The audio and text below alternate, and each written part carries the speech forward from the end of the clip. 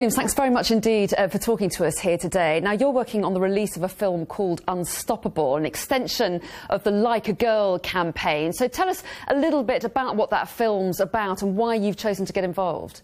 So I'm here, as you said, for the launch of the new Like a Girl, Unstoppable Like a Girl video. I'm here in New York speaking to a lot of people who are all helping to inspire young women to not lose their confidence through puberty. It's something that we've seen so often, that young girls feel limited by society. There's been so many social experiments done that actually back this knowledge, and they feel like they're put in boxes by society and they're constantly told what they should or shouldn't do. And that's why I'm here, is to break down those boundaries and make sure every girl feels like they are unstoppable. Well, that's right, and a lot of it is about, is it not, reclaiming that phrase, like a girl, and making it a positive thing rather than a negative thing, because at the moment you might say running like a girl or crying like a girl as a kind of derogatory comment. How do you turn that into a positive thing? I feel like we need to strip back what we know about this phrase, like a girl, and look at, you know, the hard evidence behind it. What does that actually mean? You throw like a girl.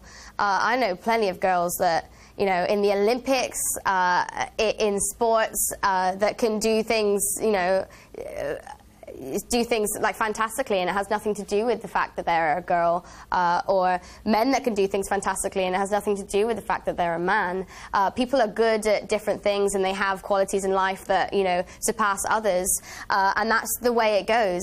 And I feel like it's something that we now need to diminish and teach the next generation of young girls that actually it's okay to throw like a girl, because it means you're a damn good thrower.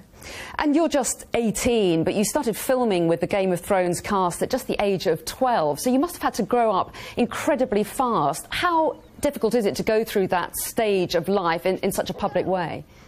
Yeah, I started Game of Thrones when I was 12, so it was at the time where I hadn't hit puberty, and I was still a young girl who hadn't experienced any limitations from the society. It's not until I got older that I realised playing a character that smashes gender stereotypes is actually a really big deal, and it's not something that we've seen too often. And I always saw that as just a normal girl, and you know, who I was. I didn't realise that it was different for a girl to act that way.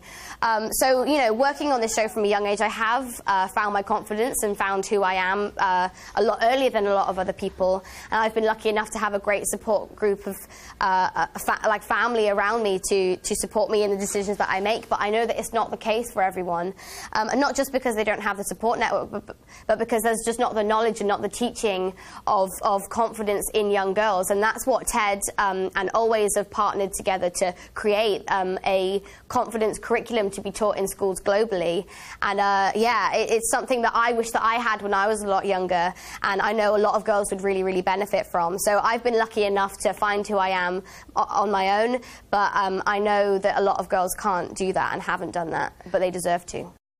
On the subject of Game of Thrones and on the subject of women as well, there was a big reaction to the rape scene that occurred in the last series of your character's sister. It even got American senators tweeting about it. What's your feeling about that, Rao? I feel like in Game of Thrones there is a lot of very strong characters that are depicted.